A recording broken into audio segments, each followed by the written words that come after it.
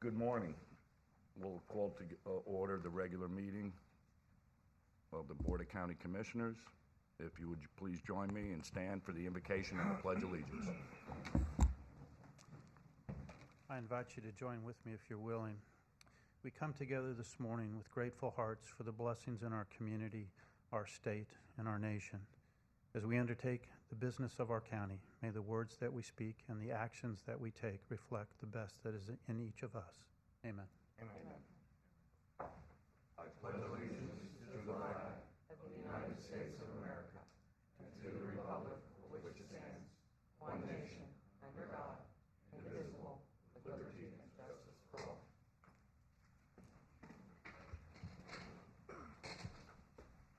At this time, I'd like to welcome the public for any public comment, excluding public hearing items. Good morning, James. Morning, Mr. Chair, Commissioners. James Taylor for the record, Paul Jackman and Sons Construction. Just a brief, I wanted to invite the Commissioners as well as staff.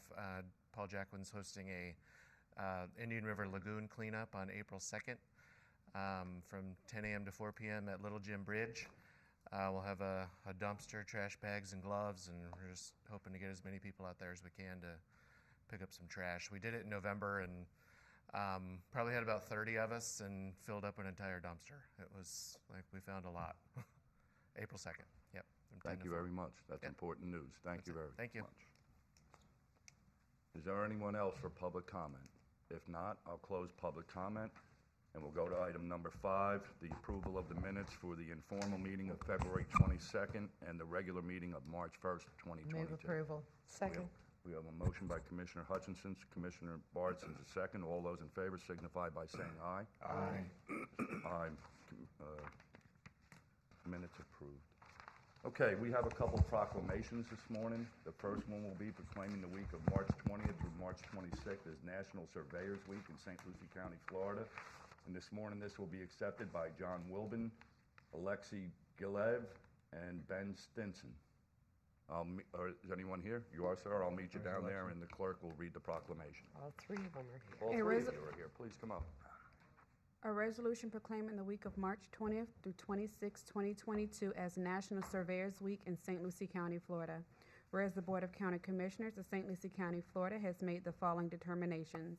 Land surveyors are counted among the founding leaders of our country and were instrumental in the formation of the layout of property boundaries in the United States, providing our citizens the opportunity to enjoy the American dream of property ownership.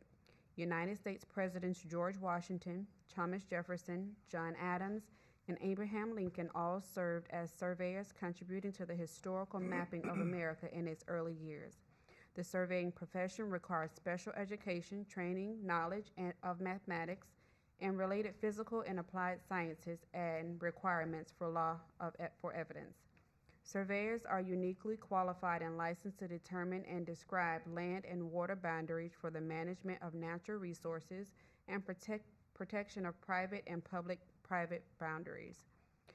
The continual advancement in instrumentation have required the surveyor to not only be able to understand and implement the methods of the past, but also to learn and employ modern technology in finding solutions to meet challenges of time. The citizens of St. Lucie County, Florida recognize the valuable contributions of the surveying profession to history, development, and quality of life throughout our country and make important decisions based on knowledge and expertise of licensed surveyors and mappers. Now, therefore, it be resolved by the Board of County Commissioners of St. Lucie County, Florida. This board does hereby proclaim the week of March 20th through 26, 2022 as National Surveyors Week in St. Lucie County, Florida. This board encourages all citizens to recognize the many contributions and the ongoing dedication of surveyors in our community and throughout the United States. Passed and duly adopted this 15th day of March 2022. Can I get a motion to approve? Move approval. Second. We have a motion by Commissioner Zadowski, second by Commissioner Townsend. All those in favor? Aye. Let's turn around, gentlemen. We'll get a picture, and then one of you, or all of you can speak, whoever. Yeah, don't be shy. There you go.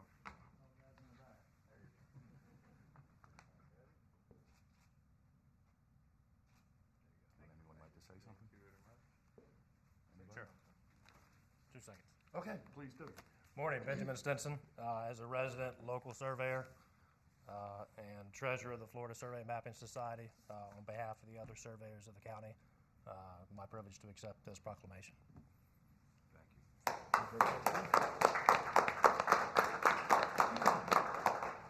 Good morning, Commissioners, administrators, and staff. I think it should be appropriate to welcome the new county surveyor, Mr. Alexei Gilev. He wasn't here last year, so he was just hired in July. Welcome. Thank you very much. Good morning, everybody. Glad to be here. St. Lucie County is real busy right now. We have a lot of boundary survey reviews, a lot of plat reviews, so I'm glad to be here. Thank you so much. Thank you. Thank you, gentlemen. Thank you, sir. Okay, next up is a resolution, Welcome Home Vietnam Veterans Day, and we have Jose Capelone, and he'll be introducing one of our Vietnam veterans with him. So please come up, gentlemen, and Madam Clerk. A resolution proclaiming March 29, 2022 as Welcome Home Vietnam Veterans Day in St. Lucie County, Florida. Whereas the Board of County Commissioners of St. Lucie County, Florida has made the following determination. The Vietnam War was fought from 1959 to 1975 involving the North Vietnamese and the Northern Liberation Front in conflict with United States forces and the South Vietnamese Army. The United States became involved in Vietnam because American policymakers believed that if the entire country fell under a communist government, communism would spread throughout the Southeast Asia. In 1965, U.S. combat troops arrived in Vietnam, and by 1969, a peak of approximately 543,000 troops would be reached. On January 27, 1973, the Treaty of Paris was signed declaring the release of all American prisoners of war from North Vietnam and the withdrawal of all U.S. forces from South Vietnam. On March 29, 1973, the last U.S. force left Vietnam. More than 58,000 American soldiers were made the ultimate sacrifice by giving their lives in order to preserve our freedoms. 300,000 were wounded, and 720 service members are still listed as missing in action. Since their return from service, Vietnam veterans have greatly contributed to our state and nation by offering skills, education, leadership, maturity, and dedication learned in military services. The veterans of the Vietnam War deserve our appreciation and respect for the time, effort, and dedication that they have given in service of their country, which was not afforded to them on their return. Though we can never fully repay our debt of gratitude to those heroic men and women who served, this presents the opportunity for the people of America to honor and thank our Vietnam veterans for their service to our country. Now therefore it be resolved by the Board of County Commissioners of St. Lucie County, Florida, that this board does hereby proclaim March 29, 2022 as Welcome Home Vietnam Veterans Day in St. Lucie County, Florida, and urges all St. Lucie County citizens to join us in this special observance. Passed and duly adopted this 15th day of March 2022. Do I have a motion to So approve? moved. We have a motion by Commissioner Barth, second by Commissioner Hutchinson. All those in favor? Aye. Never forget. Let's get a picture, and then we'll let the gentleman speak.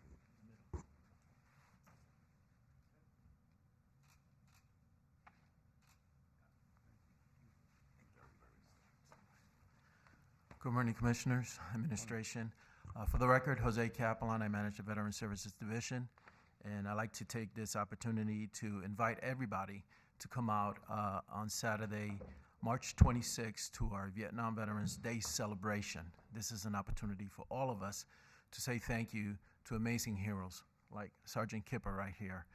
It will be at our Memorial Park, and it starts at 11 o'clock. This function was actually sponsored by our Commissioner, Ms. Linda Bartz, and by the Vietnam War Veterans of America organization, and I'll be your Masters of Ceremony. So please come out and thank and honor your Vietnam War veterans. And with that said, I'd like to introduce the gentleman behind me, Mr. Mike Kipper, who is a Vietnam War veteran and a 3-time Purple Heart recipient. And he's the one who's taking the award to the organization. Thank you.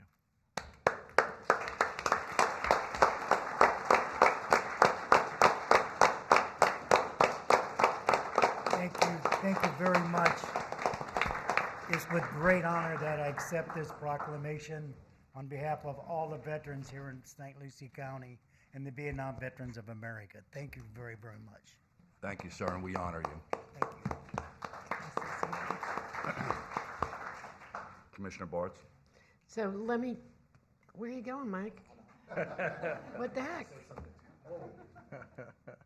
Good morning. Thank you. I want to take a chance to thank you for your service. This honor for you on March 26th is all-inclusive. I am of that era. All the rest of you, I think, are too young to be on it. We're right there with you. Okay, most of we're them. not either. So, but I want to thank you, and I also want to remind people that this ceremony is for all the Vietnam vets, including those who are Vietnam era vets. It's about time that we said welcome home in the way that we should have said it years ago. Again, thank you for your service. Never forget. Thank you. Thank you. Amen. Thank you, Commissioner Bartz. Look forward to seeing everybody on the 26th. I'll be there. I'll be there. Okay, thank you again. Okay, next is presentation of the American Rescue Plan, and this morning this will be presented by Alfonso Jefferson, our Deputy County Administrator, and Lori Rocky, who is our Legislative Affairs Grants Coordinator. Is it up?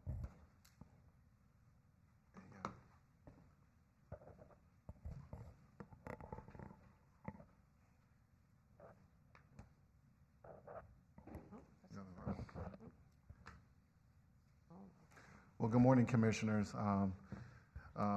We are glad to be here to provide you with an update on the American Rescue Plan. We realize that this is at a regular meeting. We typically do this at an informal meeting. At the last informal meeting, it was pretty packed on the agenda, but we wanted to come before you today just to give you an update on some of the financial activities that have been occurring with it. One thing to remember in this particular presentation is that the numbers that you're seeing is part of the overall reporting that we have to do with the federal government. So these numbers match up to the last report that we submitted to the federal government. We do anticipate coming back to the board sometime in the April-May timeframe to make some recommendations and also review some of the particular items associated with the American Rescue Plan. We want to make sure that as we look at these projects, and many of the projects will be back and we'll know what the actual cost will be. At that time, in the April-May timeframe, we can communicate that to the board, and if any adjustments need to be made at that time, we can get the recommendation and make a recommendation and get the feedback from the board to move forward in that particular direction. We recognize that some of these projects have some budget items as we go into the budget process, so we want to make sure that we're ready and to address those during the April-May timeframe. So we will be back before you doing an informal to go over those particular projects and any recommended changes that we would like to make to the overall plan itself.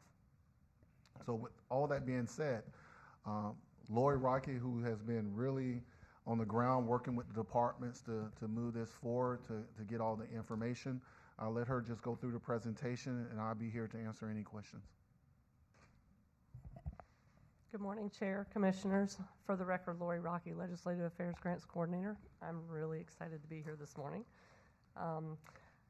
So as we go through this very first slide, these are the eligible uses that we're focused on by our local fiscal recovery funds.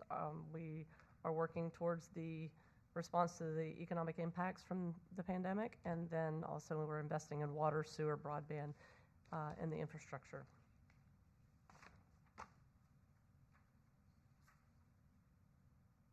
So this list of goals, these are our 5 goals and our guiding principles that we're using as we're working through our American Rescue Plan local recovery funds. We just are really focused on ensuring our compliance, accurately and timely reporting of the information to the U.S. Treasury, as well as clean and accurate records of how we're using our funds. We're working to communicate the investments to our citizens and to you as the board. We're implementing the projects within the time frames that were established by the U.S. Treasury, which is the obligation of the funds by December of 2024, and then the expenditure of those funds by December of 2026.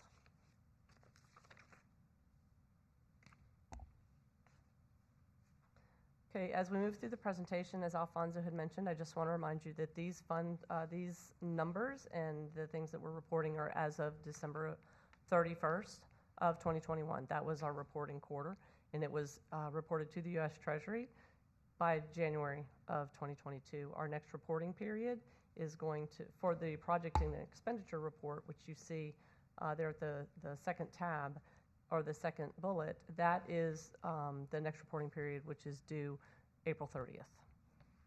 Our recovery performance report, that information and update on our spending plan is due by the summer. So in July of 31st of 2022, we'll be reporting and updating that plan.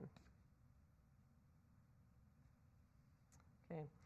On this slide, I just want to point out the fact that the county to date has, through December 31st, we've spent up to $3 million, and that funding became available in June. It actually came into our coffers, so I think we're doing a great job in moving forward.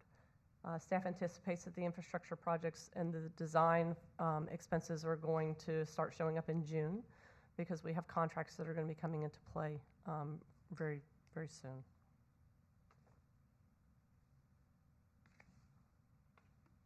This particular slide, this is showing the breakdown for the board for the particular items that were the general fund COVID expenditures that we utilized. The expenditures are the first 2 quarters of the program. Now, there are 3 categories with significant balances, as Alfonso mentioned. We've got the economic recovery, the vaccination communications, and the vaccination personnel supplies. Those amounts, we know that we're going to need to look at reallocating those funds, because those programs, according to the departments that are working in those areas, those programs have been closed. So we'll be able to take those funds then and shift them in other areas that we need. And we'll be returning back to the board for the direction for that.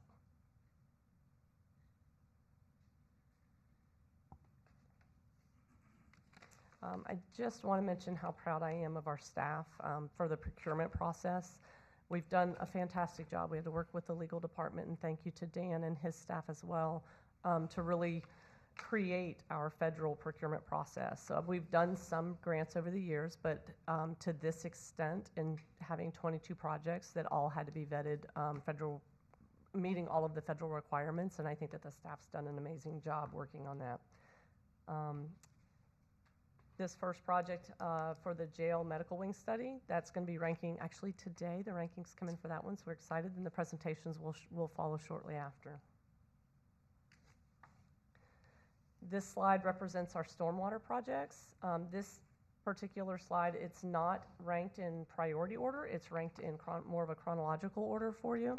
And this just is showing where our presentations are coming up. We have 6 presentations that are going to be happening before the end of the month. And then the Harmony Heights project, we anticipate that the contract, it's in negotiations right now, and that design contract should be in place, we expect, by mid-April. Melville and Indian River Estates, those particular projects were able to be fast-tracked from the design standpoint. We did not have to do the federal procurement for those projects for design, because we had funding available through the Stormwater MSTU for Indian River Estates, and then with the sales tax funding for Melville Road. So we were able to move those forward with design funds from the county. Hog Pen Slough, that particular project came before the board, the interlocal for that project came before the board in January, and you all approved it. It's been moved over to the city of Port St. Lucie for their approval and agreement. And Patrick Diane is available at the end of the presentation to answer any questions that you may have in relation to where that is in the status of that particular project.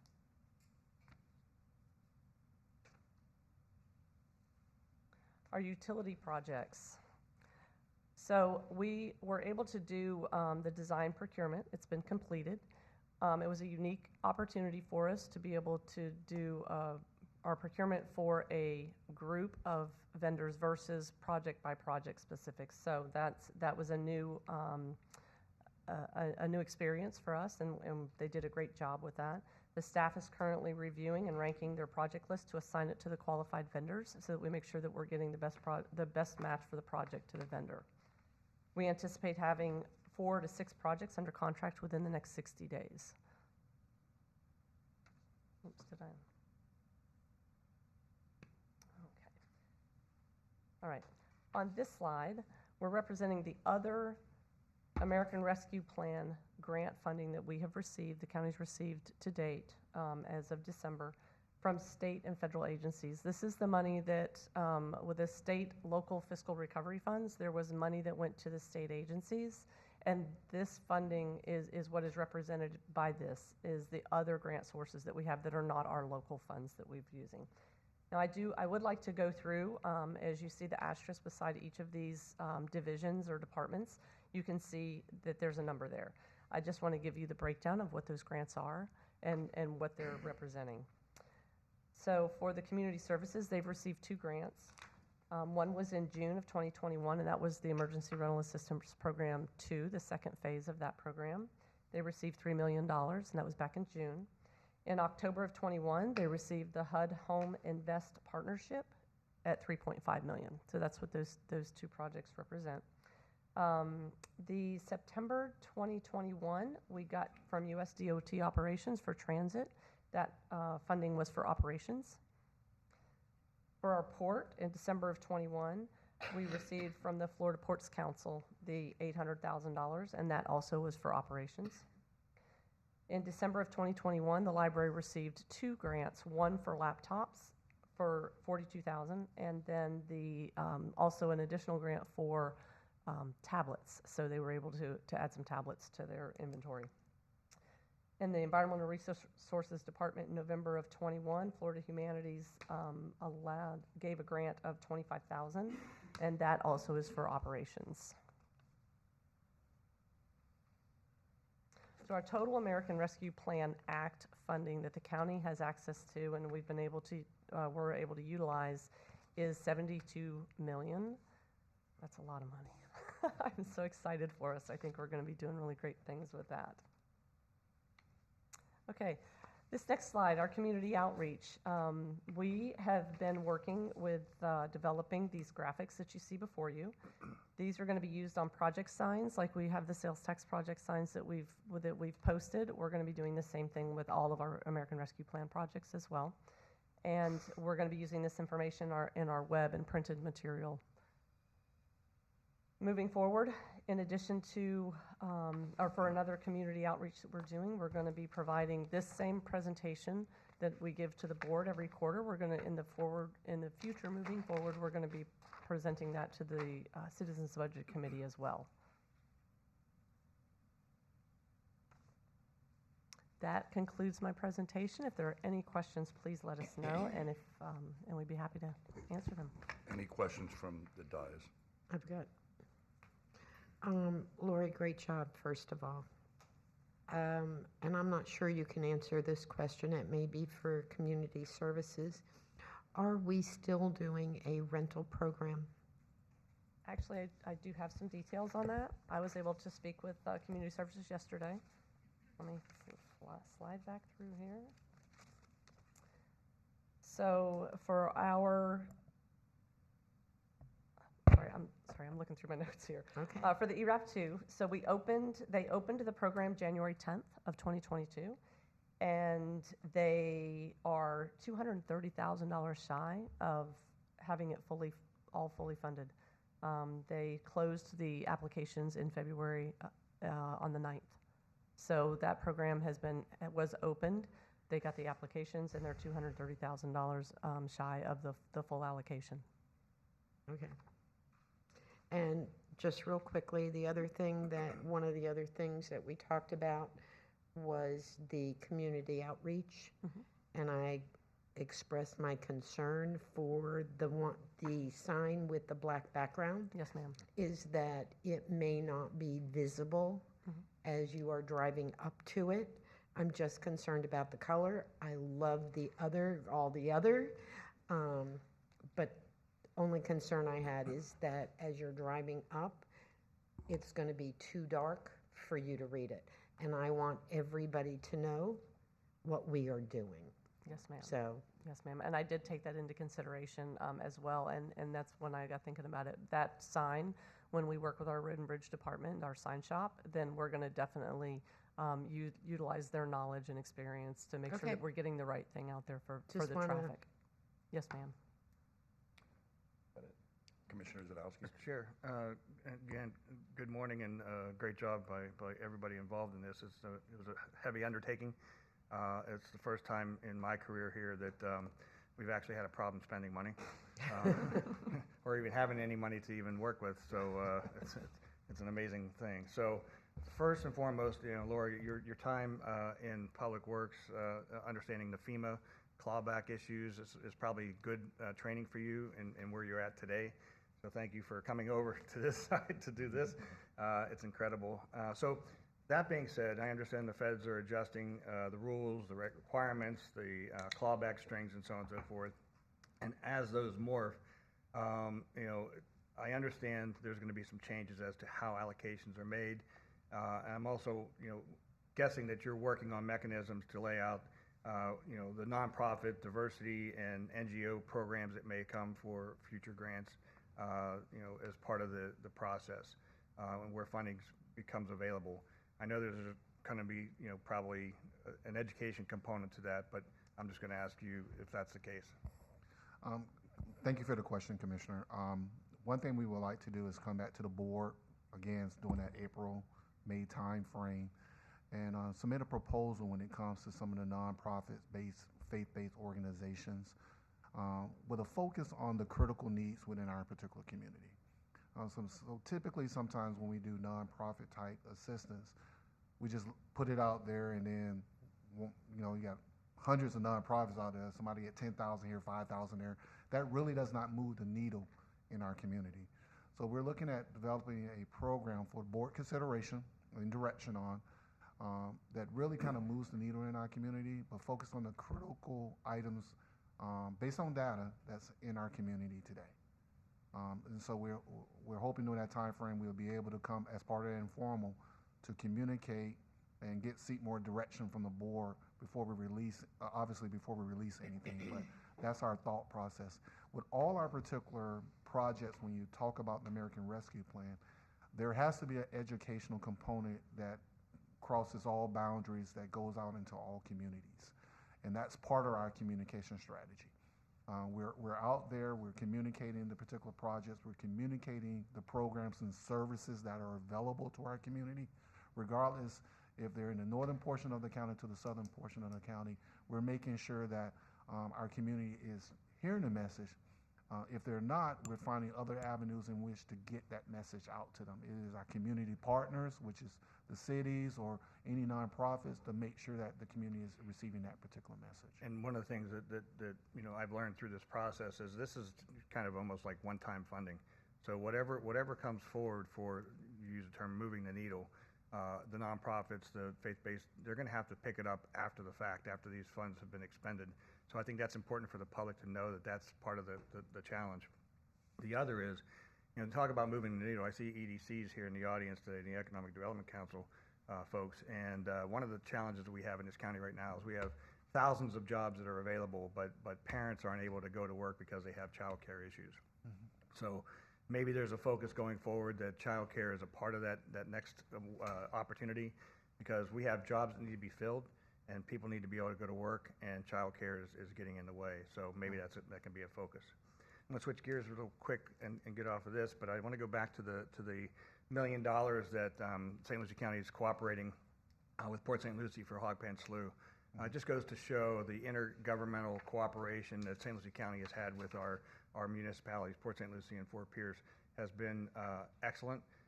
Contrary to some of the comments that we've heard out there, it's important to understand for the community that St. Lucie County has been working diligently and very hard to maintain our intergovernment cooperation. So I just want to put that out there. $1 million for Hog Pen Slough is going to help everybody in the drainage system. But again, it's the intergovernmental cooperation that I want to point out. We continue to work with our partners. Thank you, Mr. Chair. Anybody else? Commissioner Townsend? I'm just going to say kudos not only to the staff but the commissioners here. when we had this American Rescue Plan money, we were diligent as far as being engineering, designing, because now you have the infrastructure bill. So this will just play right into it. And last time, I remember back in 2008 or 2009 when they had the stimulus money, it was all shovel ready and we weren't ready. And as a country, not only as a community in the county. So kudos to staff and kudos to this board here for seeing that light. Thank you. Okay, moving right along. Do you have any Are you closing done? statements? Any No, closing statements? Thank you. The No, defense we're done. rests? Thank you so much. We're good. Well, thank you.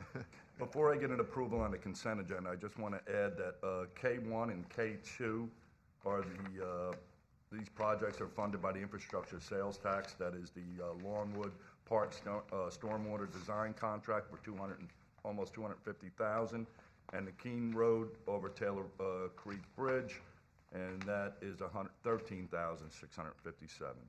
Does anyone want to pull anything for discussion? If not, I'll accept a motion. So moved. Wait a second, Hold on. Mr. Chair.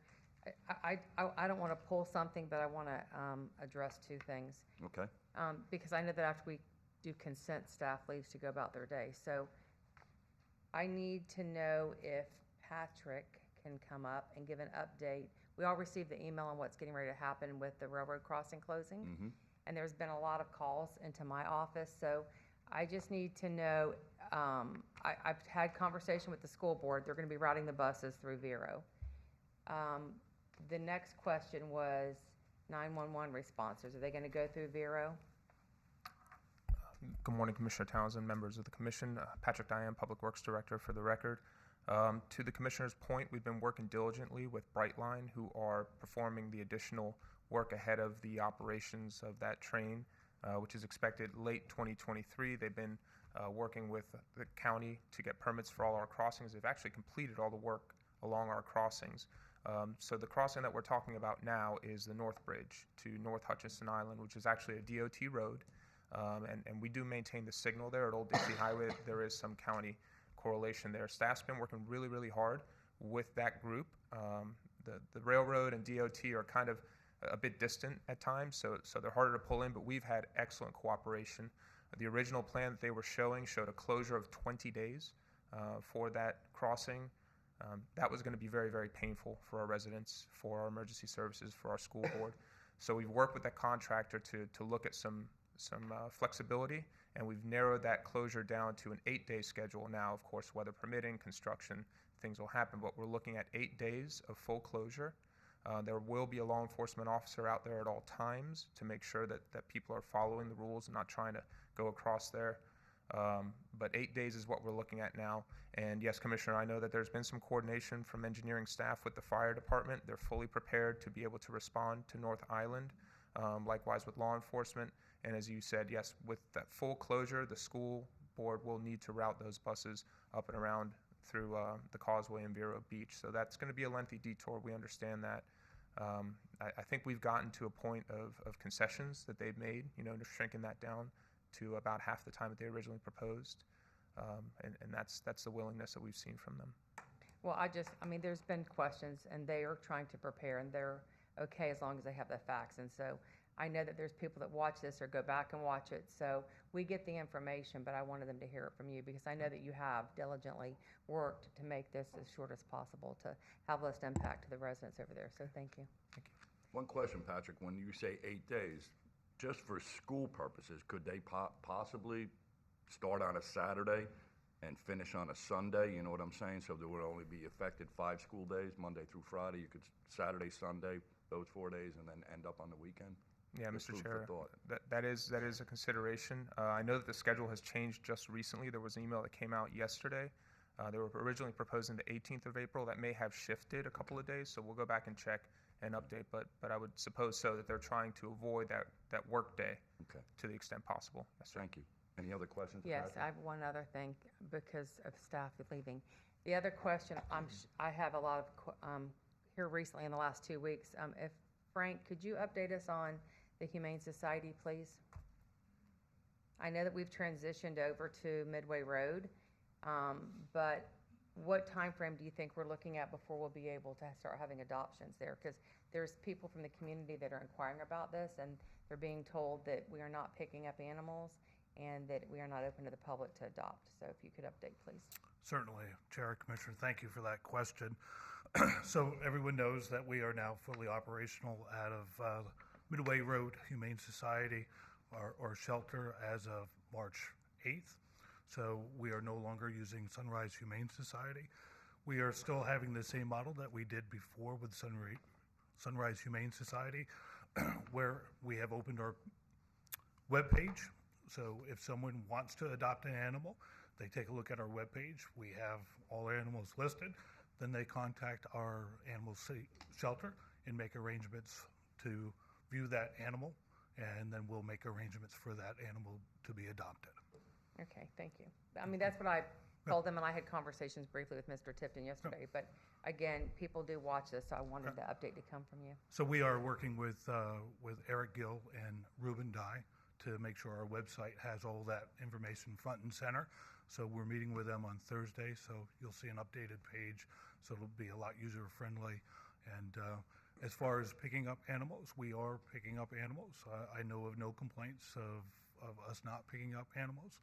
Our TNVR program is right now temporarily closed because we lost our vendor, so we're in the process of working with Dr. Adams to be our new vendor. But we are taking a list of all those animals, or cats specifically, that are not being picked up. And I think there's 2 on the list as we speak. But we are tracking that, and as soon as we work out those arrangements with Dr. Adams, we'll begin that program again. Thanks. You're welcome. Good update, thank you. Anything else? Okay, we'll go to number 9, which is public hearings. No, we need a motion to approve. I made a Oh, I'm motion, sorry. we don't And have then a. we stopped, I'm I'll sorry. second it. We have a second. All those in favor signify by saying aye. Aye. Motion carries. Now we'll go to public hearings, and this is quasi-judicial planning and development services about the historic designation on South Indian Drive.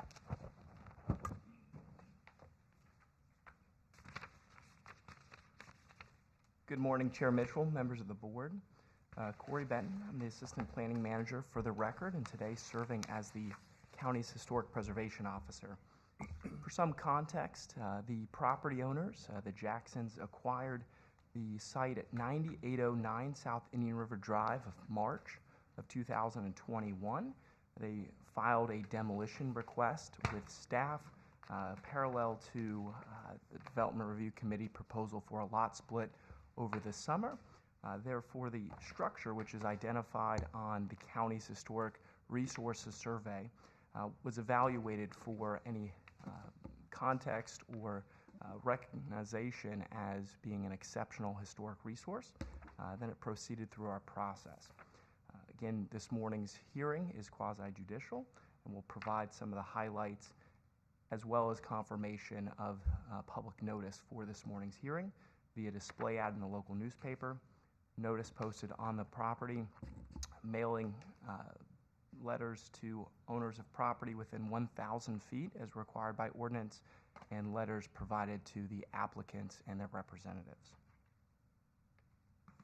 So simply for background as it relates to how the county defines an exceptional historic resource and our consideration this morning of whether this structure or the structures present at 9809 should be designated locally. Exceptional historic resource means the quality of significance in local history, architecture, archaeology, engineering, and culture is present in sites, buildings, or structures in this instance. Whether the structures present on the subject property are associated with events that have made a significant contribution to the broad patterns of our history, or associated with the lives of persons significant in our past, embody distinctive characteristics of a type, period, or method, period of construction, work of a master, or possess high artistic values, or represent significant and distinguishable entities, or have yielded or may be likely to yield information important to our history. It's a location of the property on South Indian River Drive. In our historic resource survey, it was documented the principal structure completed in roughly 1941 with a guest home and a garage constructed around 1953. So based upon their time period of construction, They were evaluated and documented as potentially eligible for local designation. It's noted that there has been significant modifications to the structure, and we'll provide images of the primary home in modifications, removal of original doors, original windows, overhaul of the original roof, redesign of the entrance to the structure, non-original wraparound porch, quite a few alterations to the structure, which in its original form was a very simplistic rectangular wood frame design, very common in the 1940s in South Florida and in St. Lucie County. Our historical commission originally evaluated this proposal in August. At first, their dialogue rendered interest in evaluating the structure further for local designation. Therefore, they guided staff to schedule a public hearing, again, before the Historical Commission to evaluate it, requesting more information regarding the history and lineage of this structure and the associated accessory structures as photographed here, the guest house to your left and the garage to the right. Again, the structures, although embodying some Florida vernacular, very common in the 1940s and 1950s, you can see from these images more modern windows, modern garage, and more modern siding that's easily replicated or recreated through new construction. After the Historical Commission's hearing in January of 2022, the Historical Commission passed a motion to allow the demolition of the subject structures, effectively not approving or recommending a historic designation of the structures. However, they did encourage that the property owners evaluate preservation of the guest house and explore reuse opportunities as they redesign or redevelop the property on Indian River Drive, also encouraging them to salvage any Dade County pine that would be of value to introduce into new construction. But their direction to this board is that the subject structures at 9809 South Indian River Drive were not found to be exceptional historic resources here in St. Lucie County. In alignment with our Historical Commission's recommendation, staff recommends that the Board of County Commissioners approve Resolution 2022-46, accepting the property owner's request to not designate the subject structures with a local historic designation, as these structures do not meet the criteria as exceptional historic resources. Thank you. Before I entertain a motion, this is quasi-judicial, so we'll start with Commissioner Hutchinson. Mr. Chair, I've not spoken with anyone. Mr. Chair, I've only spoken to staff. I've not spoke with anyone. No one. Just spoken to staff. So with that being said, I'll entertain a motion. So moved. We have a Second. motion Was there to a question? deny. We didn't know. Or do we have any questions? Go ahead. Wait a I minute, didn't know. you gotta We haven't open the opened public hearing. You're right. Thank you. This is a public hearing. Would anyone in the audience like to speak on this subject matter? Sir, please identify yourself and good morning. Good morning. My name is Brian Anderson. I'm the attorney for the property owners. I'm just here in case there are any questions I may be able to answer to clarify anything. Okay. Any questions of the young man? No questions. Actually, I don't know if it's for you or for Corey, but see that the committee talked about salvaging some of the Miami-Dade pine. There are a number of people in St. Lucie County that actually are expertise in this. Charlie Hayek, for one.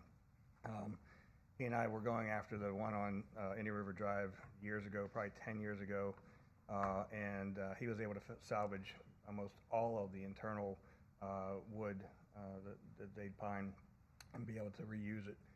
He also worked on the photo shop on 2nd Street, I think, back then. I think some of that was used for that as well.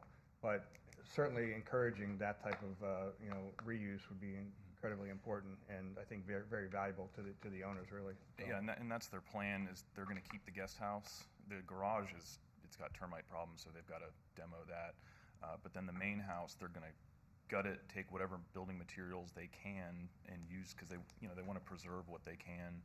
They have an interest in kind of maintaining the style, but there's so many structural problems. There's been work done without permits, so that's really why they couldn't even get insurance on the main house because of, I don't know, there was a roof that wasn't permitted and all kinds of issues with leaks and things. So they just want to demo, start from scratch as far as the house goes, but they're going to take what they can out of it to use it.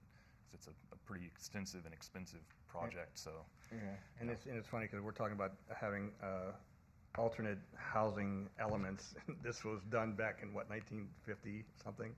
So it's that which was old is new again.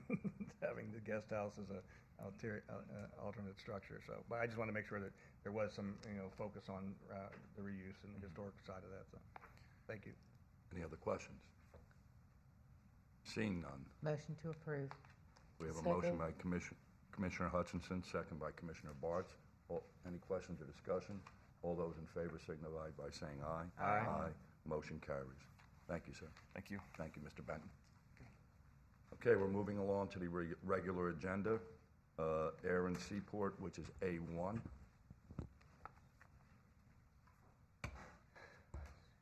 Will that be you, Howard? Oh, Eric. It'll Good be morning. Eric.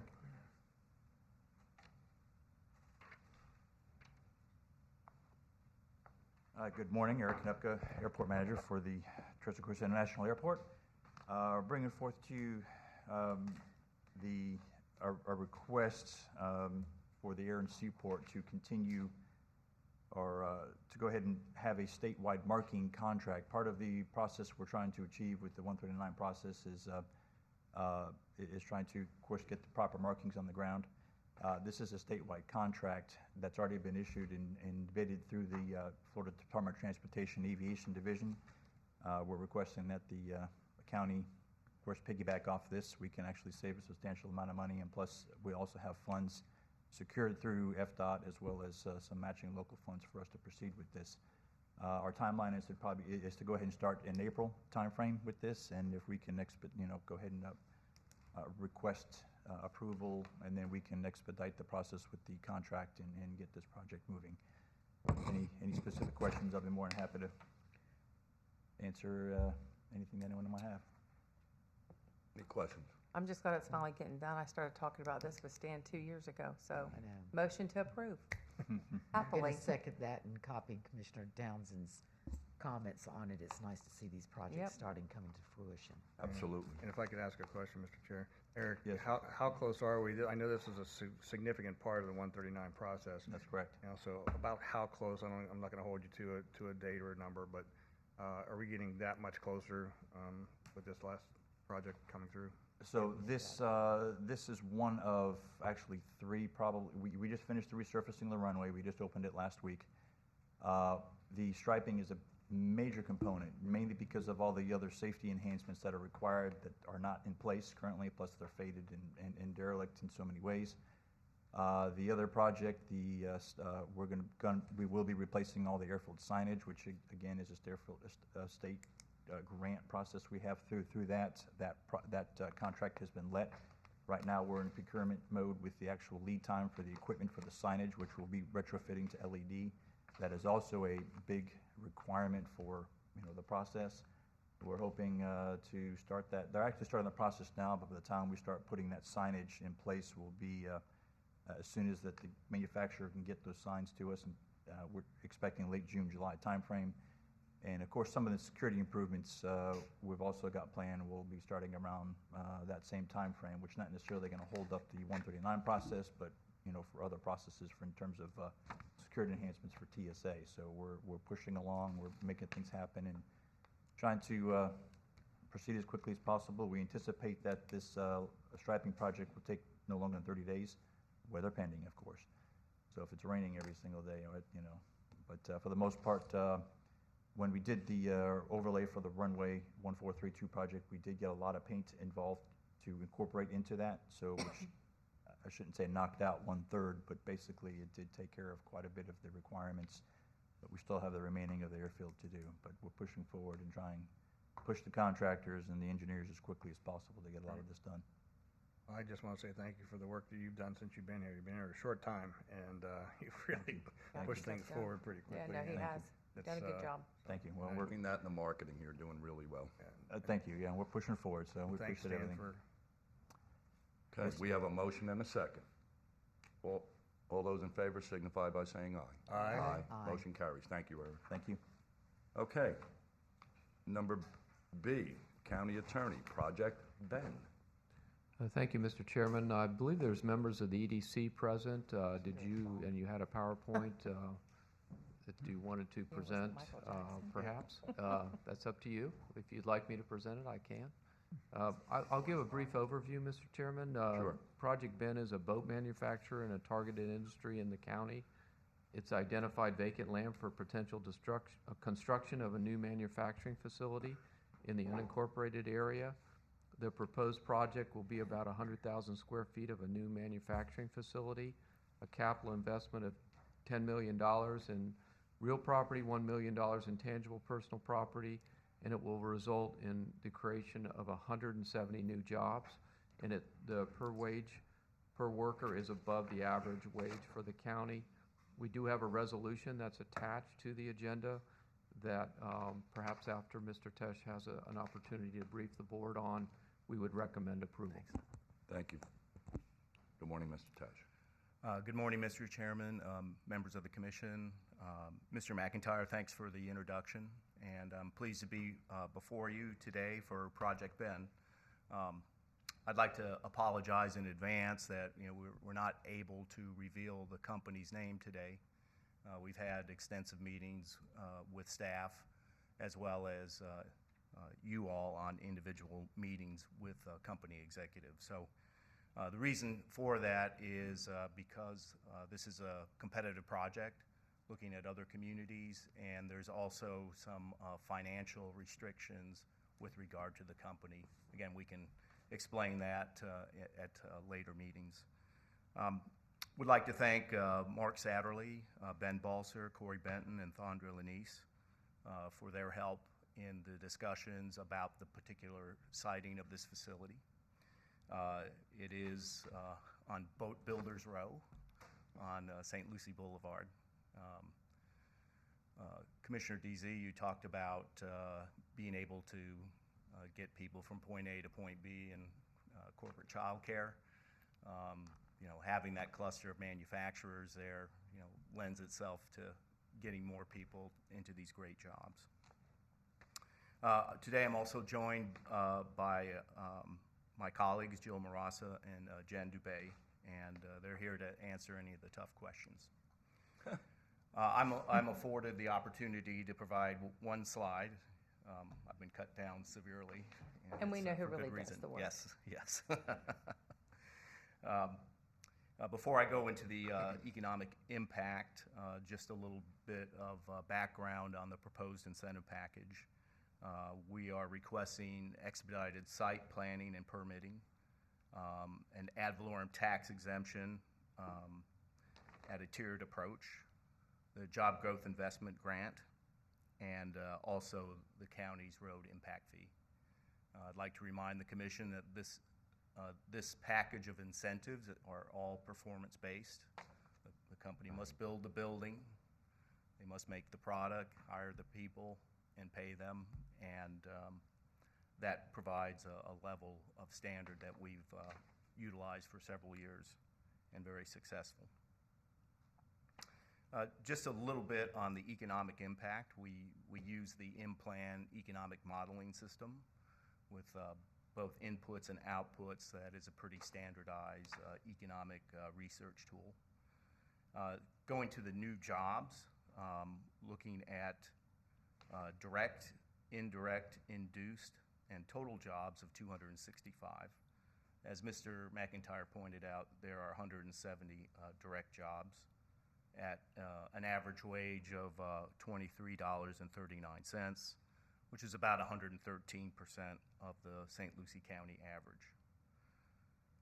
The labor income, or which that equates to payroll, is approximately $12 million, and also an annual economic output of $54 million. This is a manufacturing project, and the multiplier effect is certainly elevated in this case. So it's, I think the commission and the residents of our fair community will be very proud and happy to welcome this company in here. again, we're able to provide far more details with regard to this project as it unfolds. The company is also going through the site planning process. Mr. Satterley has reinforced the fact that we need to have this site plan approved by mid-May. One other thing that makes this a distinctive project is the proprietary technology on its propulsion system. It is incredibly cool. I hate to be coy about it, but if I were to say that propulsion system, I'd probably give it away. What's important is that along with the traditional manufacturing processes of the vessel itself, there is going to be manufacturing and assembling of the engine systems. So there's opportunity for CNC operators and machinists, and certainly a high level of technical proficiency that needs to be acquired to work in this kind of facility. We're very excited about this. It's hard to believe that 2 years ago, when Mr. Tipton called me and said that things are shutting down, it was a very dark time in our community from an economic development perspective. I don't know about you all, but I sure didn't have an overwhelming sense of confidence as we go forward. But looking back over the last 24 months, the economic development successes that we've had has certainly been sort of a renaissance here. And, at least being able to see the pathway to economic prosperity, it's certainly coming back, and there's certainly cause for optimism. So with that, Mr. Chairman, if there are any questions of the commission, I'm try to answer them as best as I can. I don't know how everybody looked down this way. Well, I was just looking side to side. Just a quick comment. Pete, I'm really impressed that you did the whole presentation. Just saying. Obviously Ben, he's going to work through this. Well, I just want to thank you. add too that part of Pete's staff, Joe Morasso, was a mother of a bride this weekend. So congratulations to you, and I hope you were a frantic mom the other day when I saw you, and I hope everything worked out well, and I'm sure it did. Thanks. Perfect. Okay. Mr. Zadowski. I'm sorry, thank you. Mr. Tesh, we have this conversation probably each time we do this, and there's a reason for it. There was a time in the past where local governments were giving cash giveaways for trying to attract companies. This is not that. And this board and previous boards have made it a mission not to give cash giveaways. This is a tax abatement process. It's, as you said, it's a reimbursement process. They have to perform to be able to get these incentives. It will be very soon when we have a referendum coming forward for the public to approve, and that is giving us the opportunity to be competitive around the nation, if not around the state. And that tax abatement language will be coming very soon. And if the public has any questions about that, they should certainly reach out to us, and we can educate them to what it does and what it doesn't do. I think it's important to understand that we have been so successful in being able to compete state and nationwide because of our opportunities and because of the EDC and our investment in EDC and the membership there. That being said, as part of this conversation, you talked about Boat Builders Row. St. Lucie Boulevard is now ready, and we need to move forward and have a conversation with FDOT to negotiate the exchange of some other state road to the county, and then have that road turned over to FDOT to have that road expanded, because the amount of traffic that's going to be on that road is going to take it to a level F, I believe, sooner than later. The other is the future interchange that may occur at 95 in the Turnpike, I believe, needs to be fast-forwarded through the elements that there are, whether it's TPO, whether it's the private investors, et cetera, finding that process by which we can get those trucks and those supplies to these boat builders sooner than later. Again, back to the opportunities for the investment.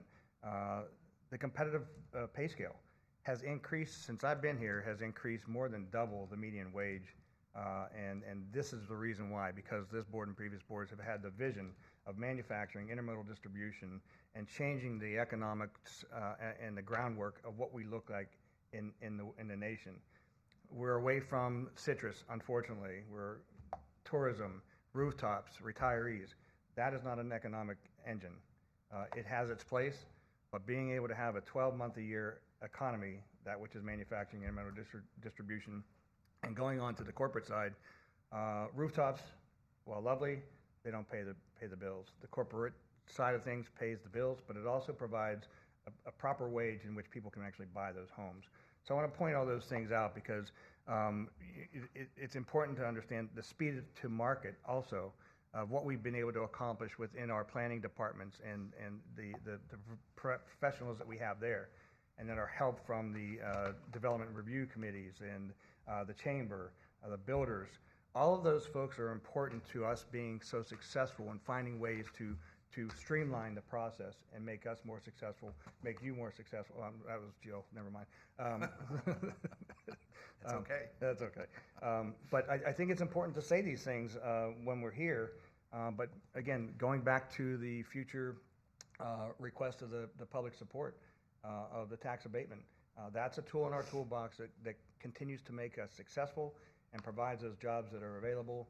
And as I said, if you're looking for a job, call Career Source because there's plenty of jobs available. And if you can't get through them, call Pete. So, Yes, sir. But I wanted to have that conversation because it's important to tell that story each time. Thank you, Mr. Chairman. Thank you. Any Mr. other? Chair, if I could add on to Sure. Commissioner Zadowski, I look forward to and stay tuned for the discussion on the roads within the county. That's going to be a budget item, I'm sure. And then following up, I think one of the things we need to touch on in regards to just the ad valorem and the incentives that we give, those just are not used for strictly businesses coming from out of town. Thank you. Those are used for our local businesses who want to expand. And we need to remember that because as many success stories as we have and that you've been working with us, Pete, and your team to bring forward, they're just as important for what we do for our local businesses on expansions, which I think if you look at the numbers, they're about tied. They go hand in hand. That is correct. Thanks for raising that. I like to say that too, but thank you. Very good. I mean, as a matter of fact, this particular project is actually stemming from a Right. local company that's been in existence. So I was really Yeah. excited whenever they brought this to me because it is a local company that I think deserves. Okay, any other questions for Pete? Pete, thank you, and I'll entertain a motion. So moved. We have a motion. Second. We have a second. All those in favor signify by saying aye. Aye. Aye. Motion carries. Congratulations. Thank Keep you. up the good work, you and your staff. Thank you. Number 2 is the responses to requests for qualifications for airport MRO hangar and expanded development opportunities. Thank you, Mr. Chairman, members of the board. This item relates to, as you indicated, the RFQ for the airport MRO hangar and expanded development opportunities. I would note that Mr. Tipton and Mr. Payne are in the audience available as this is essentially their project.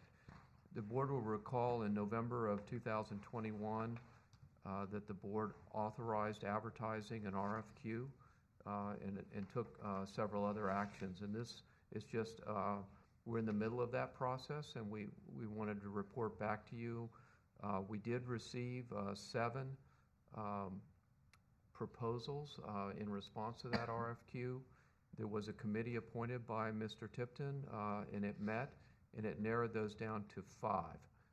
Of those 5, we're asking for you to approve those 5. I'll read them into the record. CGHP Developments, FBO Associates LLC, doing business as Stellar Aviation, Jet Access Group, Bridgewood Infrastructure DBA as APP Properties, and Shelter Aviation. We are recommending that you approve the shortlist.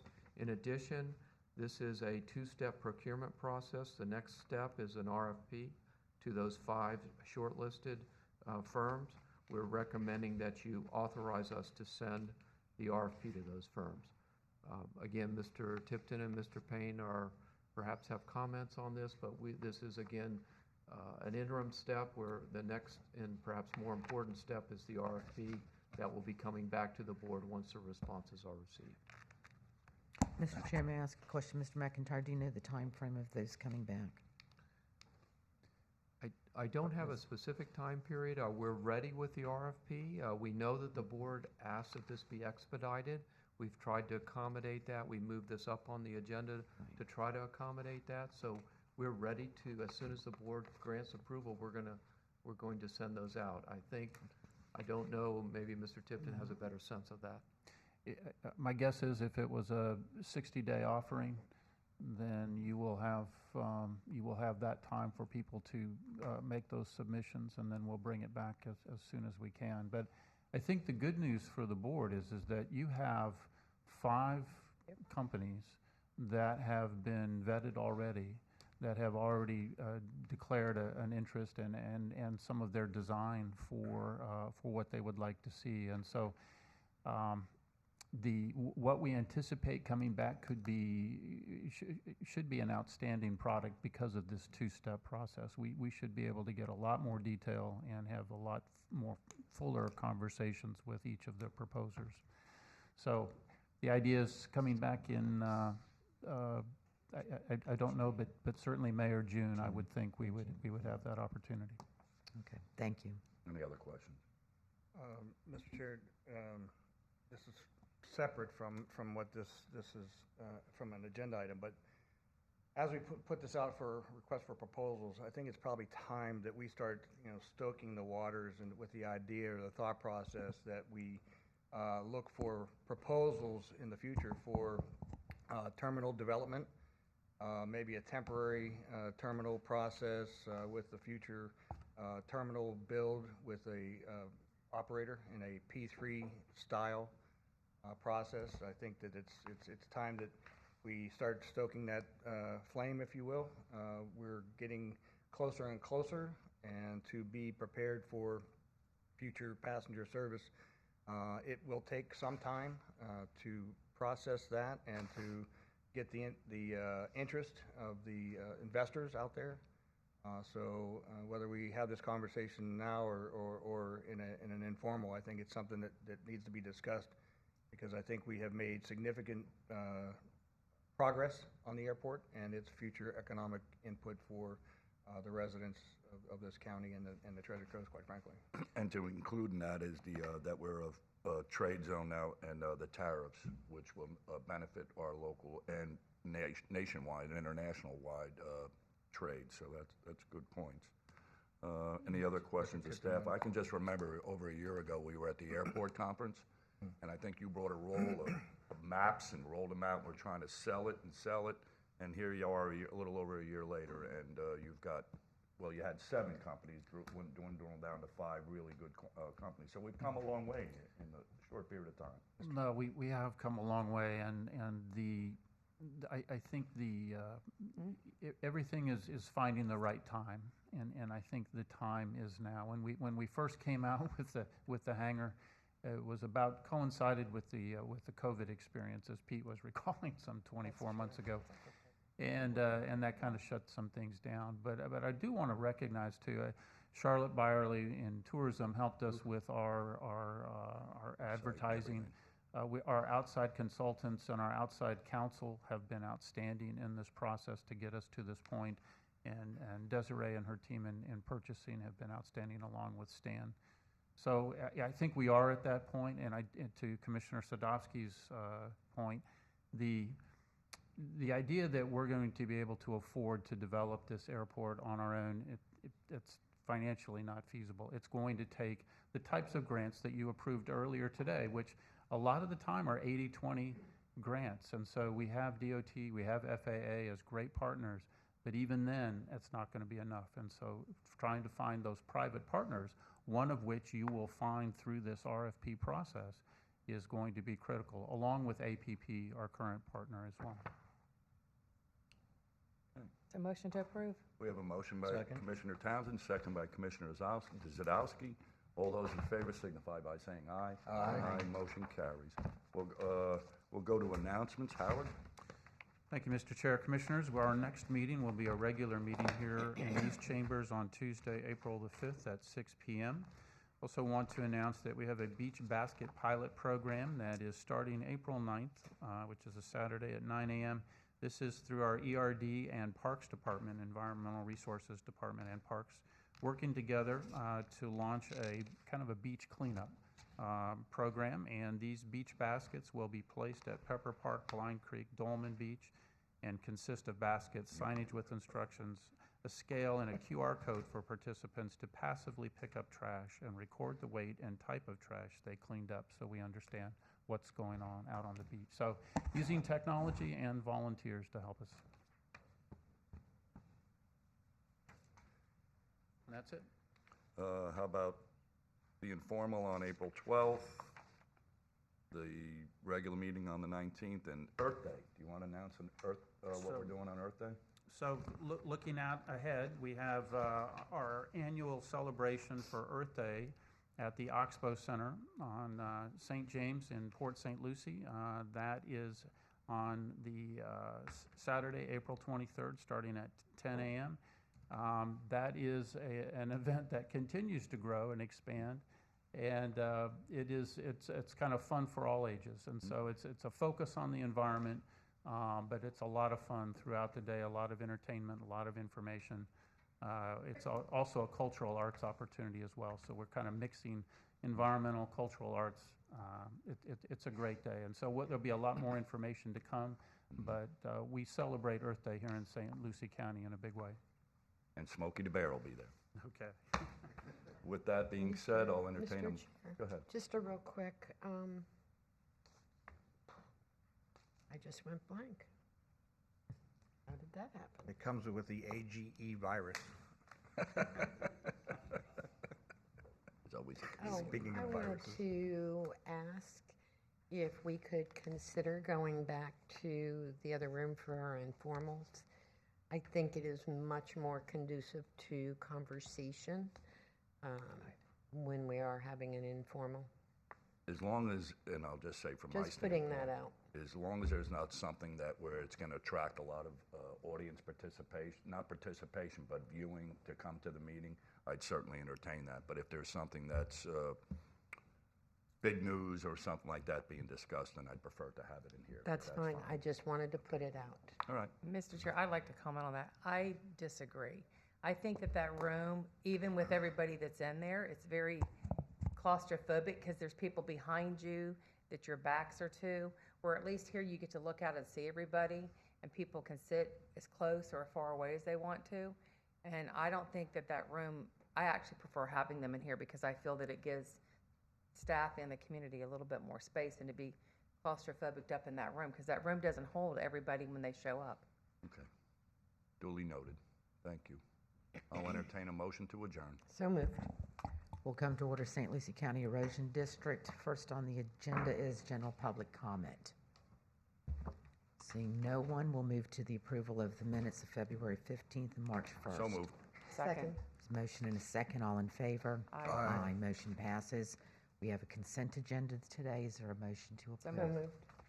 There's a motion and a second. Do you need it called off? You haven't.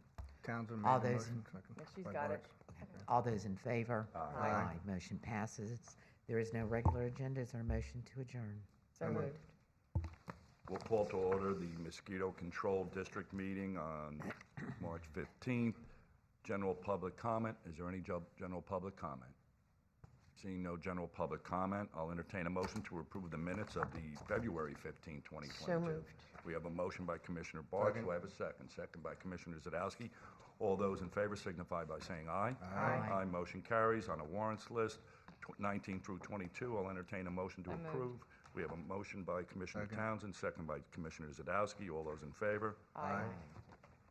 Regular agenda, there is no item scheduled. I'll entertain a motion to adjourn. So moved. Thank you very much, everyone.